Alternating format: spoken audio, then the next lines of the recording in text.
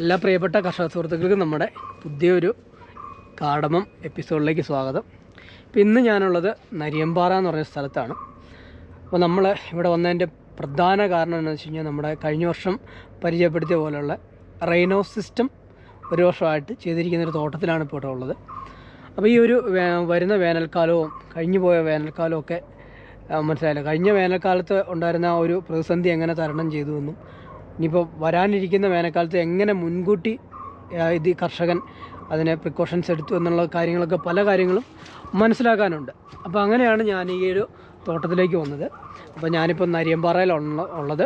അപ്പോൾ കർഷകനെ നമുക്ക് പരിചയപ്പെടാം. അദ്ദേഹത്തിൻ്റെ തോട്ടമാണിത്. കാരണം കൃത്യമായുള്ള നനയൊക്കെ പോകുന്നതുകൊണ്ട് തന്നെ ഇപ്പോഴും ഈ ഒരു ജനുവരി പകുതിയായി, ഇപ്പോഴും അത്യാവശ്യം കായൊക്കെ നന്നായിട്ട് തന്നെ സെറ്റായിട്ടുണ്ട്. അപ്പോൾ നമുക്ക് ചേട്ടനെ ഒന്ന് പരിചയപ്പെടാം കേട്ടോ. നമസ്കാരം ചേട്ടാ. ഹലോ, നമസ്കാരം. ചേട്ടൻ്റെ പേരെന്തായിരുന്നു? എൻ്റെ പേര് മോഹനൻ. ഞാൻ താമസിക്കുന്നത് കാഞ്ചിയാർ പഞ്ചായത്തിൽ നരിയമ്പാറ എന്ന സ്ഥലമാണ്. നരിയമ്പാറ ഒരു മലമ്പ്രദേശമാണ്. പിന്നെ ഞാനിപ്പോൾ വന്നത് എന്താണെന്ന് വെച്ച് കഴിഞ്ഞാൽ നമ്മുടെ റൈനോ സിസ്റ്റം ഇല്ലേ, റൈനോ സിസ്റ്റം ചേട്ടൻ്റെ തോട്ടത്തിൽ ഇംപ്ലിമെൻ്റ് ചെയ്തിട്ടുണ്ടെന്ന് അറിഞ്ഞു. അപ്പോൾ അതിനെപ്പറ്റി ഒന്ന് അറിയാനാണ്. എത്ര ഏക്കർ സ്ഥലമുണ്ട്? അതിനെപ്പറ്റി ബേസിക് ആയിട്ടുള്ള ഐഡിയ ഒന്ന് പറയാമോ? 2 ഏക്കർ സ്ഥലമാണ് ഞാൻ റൈനോസ് ചെയ്തിരിക്കുന്നത്. അതിപ്പോൾ ചെയ്തിട്ട് ഏകദേശം ഒരു വർഷം ആകുന്നു. കഴിഞ്ഞ വർഷം ഞാനിതേക്കുറിച്ച് ഒരു ചാനലിൽ കൂടെ കണ്ട് മനസ്സിലാക്കിയതിന് ശേഷം ചെയ്തപ്പോൾ ഒരു മാർച്ച് മാസമൊക്കെ ആയി. അപ്പോൾ 2 ഏക്കർ സ്ഥലത്താണ് ഞാൻ ചെയ്തിരിക്കുന്നത്. നമ്മൾ സാധാരണ ഉപയോഗിക്കുന്ന ജലത്തിൻ്റെ 30% കൊണ്ട് നമ്മളുടെ ഏരിയ കവർ ചെയ്യാൻ പറ്റും. അതിലുപരി ഇത് നമ്മൾ മുൻപ് ചെയ്തിരുന്നത് എന്ന് പറഞ്ഞു കഴിഞ്ഞാൽ ഒരു ടാങ്കിൽ നിന്ന് ഒരു മോട്ടർ ഉപയോഗിച്ച് ഗ്രീൻ ഹൗസ് 30 മീറ്ററുള്ള ഗ്രീൻ ഹൗസ് ഉപയോഗിച്ച് ആണ് ചെയ്തുകൊണ്ടിരുന്നത്. അങ്ങനെ ചെയ്യുമ്പോൾ ഈ 2 ഏക്കർ സ്ഥലം നനയ്ക്കാൻ 2 ദിവസം ഫുള്ളായി നമ്മൾ പ്രവർത്തിക്കേണ്ടി വരും. അപ്പോൾ ഓരോ ചെടിച്ചോട്ടിലും കൊണ്ട് നമ്മൾ ഒഴിച്ചു കൊടുക്കും. ഓരോ ചെടിച്ചോട്ടിലും കൊണ്ട് സ്പ്രേ ചെയ്ത് കൊടുക്കൂലേ? അതെ അതെ. അപ്പം അത് തന്നെയല്ല, അത് ഭയങ്കര ആരോഗ്യ പ്രശ്നം ഉണ്ടാവും. നമ്മുടെ ഷോൾഡർ പെയിന്, ബാക്ക് പെയിനൊക്കെ കൂടും. പിന്നെ ഈ എപ്പോഴും വെള്ളം ശരീരത്തെ ടച്ച് ചെയ്യും. വൈകുന്നേരം ആകുമ്പോഴത്തേക്കും എന്നെ സംബന്ധിച്ച് എനിക്ക് 60 അടുത്ത് പ്രായമുണ്ട്. അപ്പം വാദം അങ്ങനെയൊക്കെയുള്ള അസുഖങ്ങൾ ഈ നനവിൽ നിന്ന് നമുക്കുണ്ടാകും. അത് സ്വാഭാവികമായിട്ട് എല്ലാവർക്കും ഉണ്ടാകും കേട്ടോ. പ്രായത്തിൻ്റെ ഒന്നുമല്ല, അല്ലെങ്കിലും വരും. അങ്ങനെയൊക്കെയുള്ള സമയത്താണ് ഇതിനെക്കുറിച്ച് നമ്മൾ അറിയുന്നത്. നെടുങ്കണ്ടത്ത് ബേസ് ചെയ്ത് ഈ കമ്പനിയെക്കുറിച്ച് അറിയുന്നത്. അപ്പോൾ ഞാൻ അവിടെ വന്ന് ഒരുപാട് സംസാരിക്കുകയും അവരെനിക്ക് അതിന് വേണ്ട മാർഗ്ഗനിർദ്ദേശങ്ങൾ തന്നു. പിന്നെ സാധനങ്ങൾ വാങ്ങി നമ്മളെ ചെടി ഫുള്ളായിട്ടും ഈ സിസ്റ്റം, ഇറിഗേഷൻ സിസ്റ്റം ഉപയോഗിച്ചു. അത് ചെയ്തതെന്ന് പറഞ്ഞു കഴിഞ്ഞാൽ 1.5 HP ഒരു മോട്ടറിൽ നിന്നാണ് നമ്മളിപ്പോൾ വെള്ളം ഇതിനു വേണ്ടി ഉപയോഗിക്കുന്നത്. പിന്നെ കുളത്തിൽ നിന്ന് നേരിട്ട് വേണമെങ്കിൽ ഉപയോഗിക്കാം, അതിനുള്ള സാഹചര്യമുള്ള ആളാണെങ്കിൽ. അതല്ല എങ്കിൽ നമ്മളൊരു ടാങ്ക്, ഒരു 5000 ലിറ്ററെങ്കിലും കൊള്ളാവുന്ന ഒരു ടാങ്ക് ഉപയോഗിക്കുക. ആ ടാങ്കിലൊരു മോട്ടർ കൊടുത്തിട്ട് അതിൽ നിന്ന് ഒരു 1.5 ഇഞ്ച് മെയിൻ ഹോസ് കൊടുക്കണം. ആ മെയിൻ ഹോസിൽ നിന്ന് ഒന്നിടവിട്ടുള്ള ചെടികൾക്ക് വാൽവ് ഉപയോഗിക്കണം. വാൽവ് ഉപയോഗിച്ച് വാൽവിൽ നിന്ന് റൈനോസ് കണക്ട് ചെയ്യുന്നു. അതിനുശേഷം നമ്മൾ ആദ്യം തന്നെ വാൽവ് എല്ലാം ഫിറ്റ് ചെയ്ത് വെച്ച് കഴിഞ്ഞാൽ ഒരു വാൽവ് തുറന്ന് ഓപ്പണാക്കി വെക്കുക. എന്നിട്ട് നമ്മൾ ജലം എവിടെ നിന്ന് വരുന്നോ അവിടുത്തെ മോട്ടർ ഓൺ ചെയ്യുക. അപ്പോഴേക്കും നന്നായിട്ട് സ്പ്രേ ആയിക്കോളും. അങ്ങനെ ഒരു 3 മിനിറ്റ് മതി. എന്നെ സംബന്ധിച്ച് എനിക്കൊരു 10 ചെടിക്ക് നനയ്ക്കാനായിട്ട് 3 മിനിറ്റ് സമയം മതി. ആ 3 മിനിറ്റ് കഴിയുമ്പോൾ അടുത്ത വാൽവ് തുറന്നതിന് ശേഷം ആദ്യത്തെ വാൽവ് ക്ലോസ് ചെയ്യുക. അതാണ് പ്രധാനമായിട്ട് നമുക്ക് പറയാനുള്ളത്. പിന്നെ ഉള്ള ഒരു സംഭവം എന്ന് പറഞ്ഞു കഴിഞ്ഞാൽ, പിന്നെ ഞാനിത് 1 വർഷം ഉപയോഗിച്ചു. ആ 1 വർഷം ഉപയോഗിച്ചപ്പോൾ എനിക്ക് നമ്മുടെ ജോലി സമയം വളരെയധികം കുറയാൻ പറ്റി. അതുപോലെ ജലത്തിൻ്റെ ഉപഭോഗം വളരെയധികം കുറയ്ക്കാൻ പറ്റി. അതിലെല്ലാം ഉപരി നല്ല ക്രോപ്പ് എന്ന് പറഞ്ഞാൽ നമ്മൾക്ക് ഒരു ശരിക്കും പറഞ്ഞാൽ വേനൽക്കാലത്ത് ഒരു 40%, വേനൽക്കാലത്ത്, മഴക്കാലത്തെ അല്ല, വേനൽക്കാലത്ത് ഒരു 40% ഉൽപ്പാദനം കൂട്ടാൻ കഴിയും. അതിലുപരി എന്ന് പറഞ്ഞാൽ മറ്റൊരു സംഭവം എന്താണെന്ന് വെച്ചാൽ എല്ലാ സമയങ്ങളിലും ഫ്ലവറിങ് ഉണ്ടാവും, എല്ലാ സമയങ്ങളിലും കാ പിടിക്കും. പക്ഷേ പ്രൊഡക്ഷൻ നിൽക്കത്തില്ല. അതാണ് ഏറ്റവും സംഭവം. അതുപോലെ പിന്നെ വേരുണക്കം, അല്ലെങ്കിൽ നമ്മൾ എന്തൊക്കെയാണെന്ന് പറഞ്ഞാലും മേളിൽ കാണുന്ന വേരൊക്കെ ഉണങ്ങിപ്പോകാനുള്ള ഒരു സാഹചര്യമൊക്കെ ഉണ്ട്. ഇതൊന്നുമില്ല. പിന്നെ മറ്റൊരു സംഭവം എന്ന് പറഞ്ഞു കഴിഞ്ഞാൽ നമുക്കൊരു 1/2 മണിക്കൂർ സമയം ഇപ്പോൾ ഉള്ളൂ. 1/2 മണിക്കൂറുണ്ടെങ്കിൽ 10 ദിവസം ഒന്നും ഇട്ട് വെള്ളം അടിച്ച് സ്റ്റാർട്ട് ചെയ്യാൻ പറ്റത്തില്ല. പക്ഷേ 1/2 മണിക്കൂറുണ്ടെങ്കിൽ 10 വാൽവ് തുറന്നു വിടാം. ഓക്കെ. അത് 1/2 മണിക്കൂർ സമയമുണ്ടോ? വെള്ളം ടാങ്കിൽ കിടക്കുമല്ലേ, 10 വാൽവ് തുറന്നു വിടാം. അതോടൊപ്പം ടാങ്കിലേക്ക് വരുന്ന ആ മോട്ടറും കൂടെ ഓൺ ചെയ്തിട്ടാൽ എപ്പോഴും ടാങ്ക് നിറഞ്ഞിരിക്കും, പറമ്പ് നനച്ചുകൊണ്ടിരിക്കാം. അങ്ങനെയൊക്കെയുള്ള വളരെയധികം ഗുണമുള്ള ഒരു സിസ്റ്റമാണ്. എനിക്ക് ഏലകർഷകരോട് പറയാനുള്ളത്, നിങ്ങളെല്ലാവരും ഈ സിസ്റ്റത്തിലേക്ക് മാറണം. കാരണം നമ്മൾക്ക് പിന്നെ ഏറ്റവും വേനൽക്കാലത്ത് ഏലകർഷകർ നേരിടുന്ന ഏറ്റവും വലിയ പ്രശ്നമെന്ന് പറയുന്നത് ജലത്തിൻ്റെ ലഭ്യതയാണ്. അത് 30% മാറ്റാം. അതുതന്നെയാണല്ലോ ഏറ്റവും വലിയൊരു നേട്ടം. അതെ, അത്രയായിട്ട് കുറയ്ക്കാമല്ലോ. അത്രയായിട്ട് കുറയ്ക്കാം. അപ്പം കൂടുതൽ ഏരിയ നമുക്ക് നനയ്ക്കാം.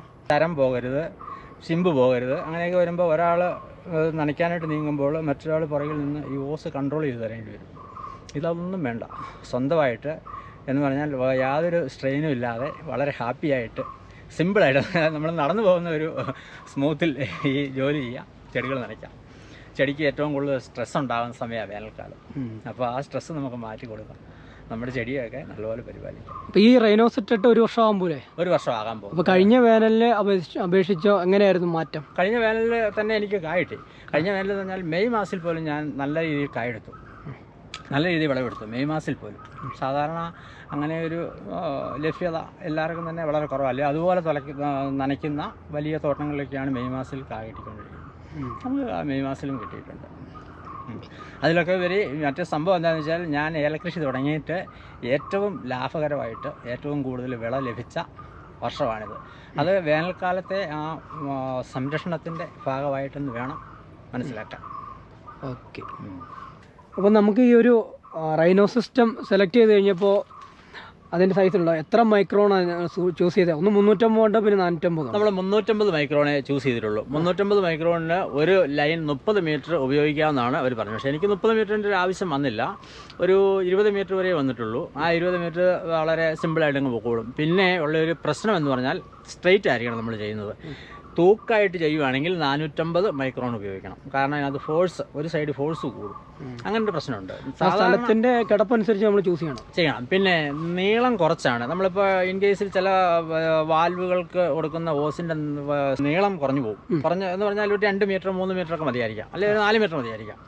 അങ്ങനെ വരുമ്പോൾ ആ ഒരു ഓസ് മാത്രമായിട്ട് നമ്മൾ തുറക്കരുത്, ഒരു വാൽവായിട്ട് തുറക്കരുത്. തുറക്കുമ്പോഴത്തേക്കും വലിയ പ്രഷറിൽ ജലം ചെന്നിട്ട് ഈ റൈനോസ് പൊട്ടിപ്പോകും. അങ്ങനെയുള്ളപ്പോൾ 2 എണ്ണം ഓപ്പൺ ചെയ്തേക്കണം. 2 എണ്ണം ഓപ്പൺ ചെയ്യുമ്പോൾ നമുക്ക് ആവശ്യാനുസരണം ജലം കിട്ടുന്നില്ലെന്ന് വന്നാൽ ഒരെണ്ണം ഹാഫ് ആക്കണം. അപ്പോൾ ഒരെണ്ണം ഫുള്ളായിട്ട് കിട്ടിക്കോളും ചെറിയ ദിവസം. അത് തീർന്നു കഴിയുമ്പോൾ നമ്മൾ മാറ്റിക്കും. അത് നമ്മുടെ യുക്തി പോലെ, അതൊക്കെ നമുക്ക് സ്ഥലത്തിൻ്റെ കിടപ്പനുസരിച്ചാണ്. പിന്നെ ഇത് സർവീസ് എന്ന് പറഞ്ഞു കഴിഞ്ഞാൽ ശരിക്കും പറഞ്ഞാൽ ഇതിന് ടെക്നീഷ്യൻ്റെ ഒന്നും ആവശ്യമില്ല, തന്നെ ഇടുകൊണ്ട് തന്നെ ഇടുക. ഞാൻ ഒരാളെ ഉപയോഗിച്ചായിട്ടത്, പുള്ളിക്കാരനാണ് എനിക്കിത് ചെയ്യുന്നത്. എൻ്റെ വർക്കുകളൊക്കെ പുള്ളിയാണ് ചെയ്യുന്നത്. പുള്ളി വളരെ നീറ്റായിട്ടത് വളരെ സിമ്പിളായിട്ട് എനിക്ക് ചെയ്തു തന്നു. അതോടൊപ്പം തന്നെ നമ്മൾ ഉപയോഗിക്കുന്ന HDP പൈപ്പ് 1.5 ഇഞ്ചിൻ്റെ വേണം ഉപയോഗിക്കാൻ. അത് പിന്നെ 10-11 വേണ്ട, ഒരു 8 ഗേജൊക്കെ ഉള്ളതായാലും മതി, അതിൻ്റെ ആവശ്യമുള്ളൂ. അല്ലാതെ വലിയ ബുദ്ധിമുട്ടൊന്നും ഉണ്ടാകുന്നില്ല. അതിന് ഒരു മീഡിയം പൈപ്പുകൾ മതി, മീഡിയം ഗേജുള്ള പൈപ്പുകൾ മതി. അപ്പോൾ ഒരു പ്രൊഡക്ഷനും ഹൈ ആയിട്ടുണ്ടല്ലേ? പ്രൊഡക്ഷനൊക്കെ വളരെ ലാഭകരമാണ്. എല്ലാ ഏലകർഷകരും ഇത് ചെയ്യണമെന്നാണ് ഞാൻ പറയുന്നത്. നമുക്ക് ഈ വാൽവ് ഒന്ന് തുറന്നു നോക്കാം. അതിൻ്റെ ഫോഴ്സും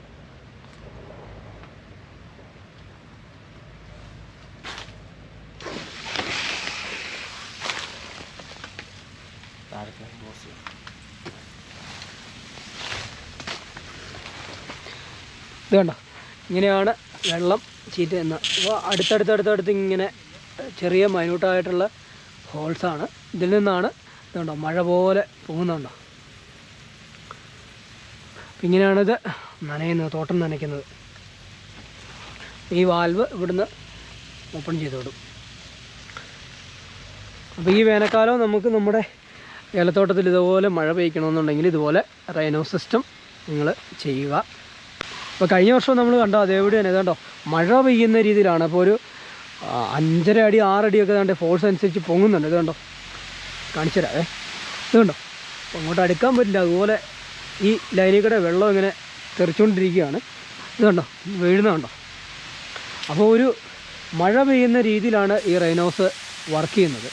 അപ്പോൾ ഇതൊക്കെ ഇവിടെയൊക്കെ കണ്ടോ വെള്ളത്തുള്ളി വീഴുന്നുണ്ടോ. അത് ഇത് മഴ പെയ്യുന്ന പോലെ ഇതുണ്ടോ. അതേ ആ ഓസിൽ നിന്നാണ് വരുന്നത്. ഇതുപോലെ ഓരോ ചെടിയുടെ ഇടയ്ക്കൂടെ ഇതുണ്ടോ സെറ്റായിട്ട് ഇട്ടിട്ടുണ്ട്. അപ്പോൾ ഈ 2 ഏക്കറിൽ വന്നേക്കുന്നത് 10 ഓസാണെന്നാണ് മോഹൻചേട്ടൻ പറഞ്ഞിരിക്കുന്നത്. അപ്പോൾ നമ്മുടെ ഇവിടുത്തെ വിളവൊക്കെ കണ്ടോണേ നനച്ചു കൊടുക്കുമ്പോൾ ഇപ്പോഴും കായെടുപ്പ് കഴിഞ്ഞിട്ട് നിൽക്കുന്ന കായാണ് ഈ കാണുന്നത്. കണ്ടോ, ഒരു കൊത്തിൽ 4ഉം 5ഉം കായൊക്കെ വെച്ചുണ്ട് ഇപ്പോഴും. അപ്പോൾ ഈ പ്രൊഡക്ഷൻ ഇവിടെ നിൽക്കുന്നില്ല എന്നുള്ളതാണ് മോഹൻചേട്ടൻ പറഞ്ഞിരിക്കുന്നത്. എന്തായാലും ഈ ഒരു ഇൻഫോർമേറ്റീവായ ഈ വീഡിയോ വൈൻഡപ്പ് ചെയ്യാണ്. അപ്പോൾ തുടർന്നും നല്ല നല്ല അറിവുകൾ നമുക്ക് പരിചയപ്പെടാം.